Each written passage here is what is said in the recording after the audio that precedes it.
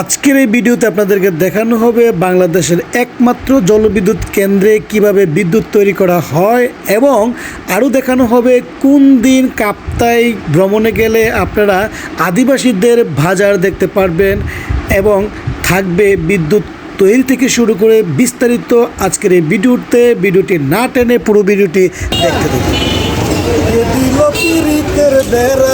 লিচুর বাগানে বলতে বলতে আমরা চলে আসলাম লিচুর বাগানে। আমরা সিউদল থেকে আমাদের ট্যুর গ্রুপের মেন সদস্য নুরুল ইসলাম ভাইকে নিয়ে আমরা সরাসরি চলে আসছি লিচু বাগানে। সিউদল থেকে বর্তারহাট থেকে 70 টাকা ভাড়া করে চলে আসছি লিচু বাগানে। এখান থেকে আমরা এখন চলে যাবো রুইছড়ি বাজারে। ঠিক আছে। রাঙ্গামাটির কাপ্তায়ে অবস্থিত বড়িছড়ি এলাকার প্রাণকেন্দ্র হলো বড়িছড়ি বাজার। এখানে নিত্য প্রয়োজনীয় কৃষিপণ্য, তাজা মাছ এবং অন্যান্য দ্রব্য সামগ্রী পাওয়া যায়। পাহাড় ও প্রকৃতির সৌন্দর্যের মাঝে গড়ে ওঠা এই বাজার কাপ্তায়ের একটি ঐতিহ্যবাহী অংশ। স্থানীয় এই বাজারটি দেখতে থাকুন।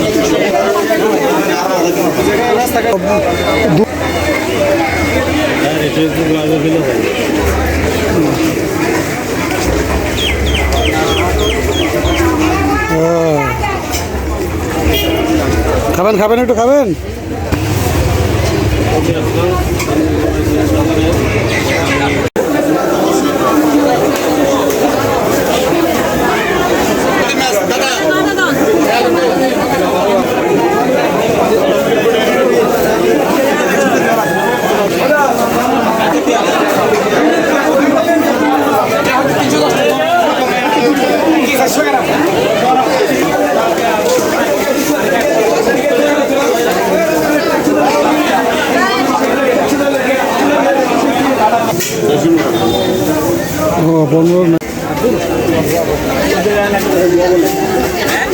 এই বাজারে পাহাড়িদের জন্য রয়েছে স্পেশাল লাল মুরগি, পাহাড়ি মুরগি, যেটা শুধু বুধবারে পাওয়া যায়।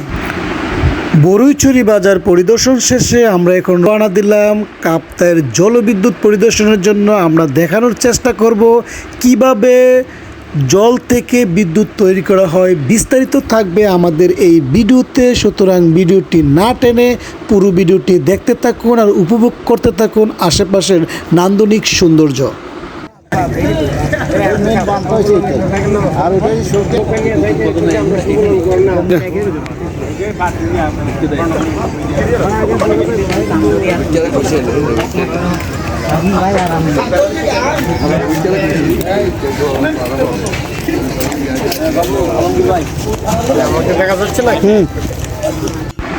জলবিদ্যুৎ কেন্দ্রের ভিতরে ঢুকতে না পারলেও এই যে পাশের এই লেকটি থেকে কিন্তু আপনারা জলবিদ্যুৎ কেন্দ্রের স্পিলওয়েগুলো দেখতে পারবেন। আমরা যেহেতু পারমিশন নিয়ে গিয়েছিলাম সেই হিসেবে আমরা ভিতরে স্পিলওয়েল থেকে শুরু করে একদম বিস্তারিত কীভাবে বিদ্যুৎ তৈরি করা হয় পুরোটা দেখে এসেছি এবং আপনাদেরকে দেখানোর চেষ্টা করব। দেখতে থাকুন। কাপ্তাই বাদে 16টি স্পিলওয়ে গেট রয়েছে। পানি বেশি হলে অতিরিক্ত পানি 16টি গেট খুলে কাপ্তাই হ্রদ থেকে কর্ণফুলী নদীতে ছেড়ে দেওয়া হয়।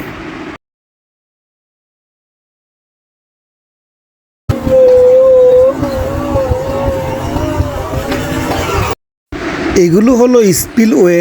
পানি বেশি হলে এই স্পিলওয়েগুলো খুলে কর্ণফুলী নদীতে পানি ছাড়া হয়। 16টি স্পিলওয়ে পরিদর্শন শেষে এখন আমরা সরাসরি চলে যাব কাপ্তাই জলবিদ্যুৎ কেন্দ্রে কিভাবে জল থেকে বিদ্যুৎ তৈরি করা হয় তা দেখানোর জন্য।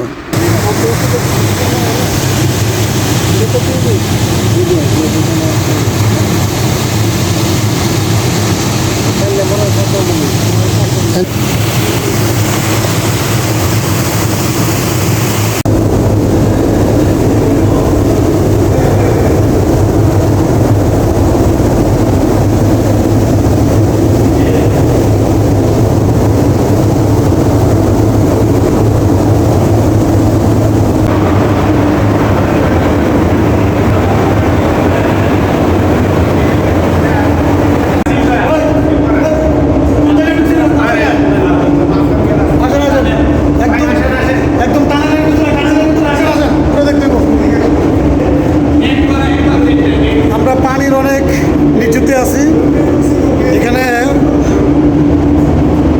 কাপ্তাই জলবিদ্যুৎ কেন্দ্রের একদম গভীরে, যেখান থেকে আসলে টারবাইনের মাধ্যমে 136 RPM-এর মাধ্যমে বিদ্যুৎ তৈরি করা হয়ে থাকে।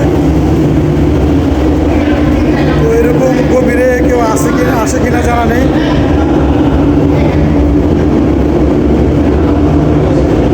আসতে যারা আমার চিন্তা করেন আমি আমি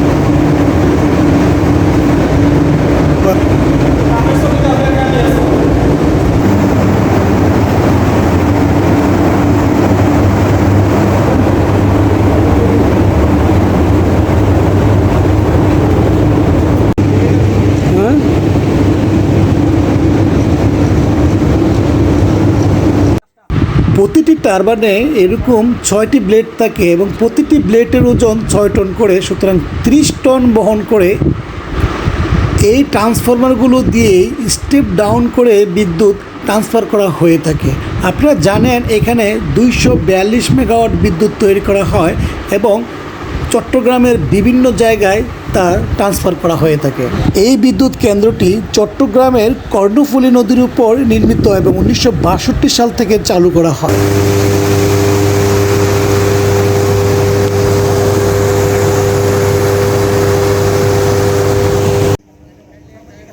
পানি শক্তি রে কামে লাগায়া এটা কি পাহাড়ে পানি পড়ে না কেন্দা কালেক্ট করে দাও এগুলো দিবি ওপরে পানি দিয়ে পানি জন্য এটা কম না পড়ে গেলে লাস্ট টাইম হইছে।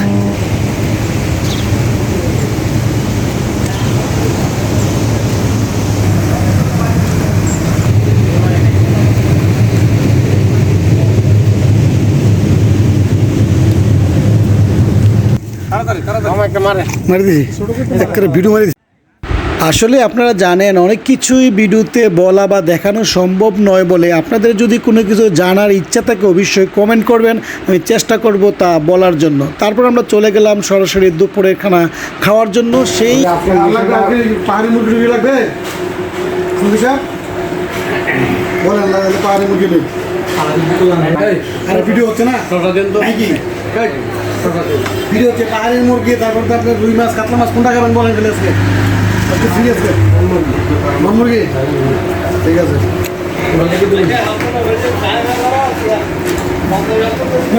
ভালো হয়েছে